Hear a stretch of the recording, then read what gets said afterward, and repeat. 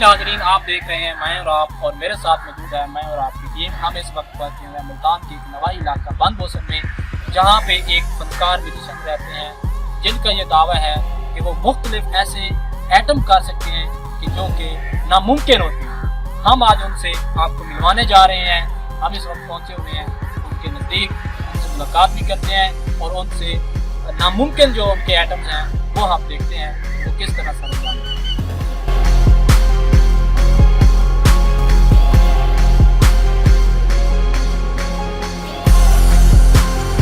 भाई ये मेरे पास एक लोहे की सलाख है, इसमें ये देखिए कुछ जोड़, ये तार है मोटरसाइकिल की, ये मैं अपनी जबान से आर पार करूंगा। आपकी ताली के साथ आप ग्रैपिंग करेंगे और ये तार मैं अपनी जबान से पार करने लगूं। Thank you.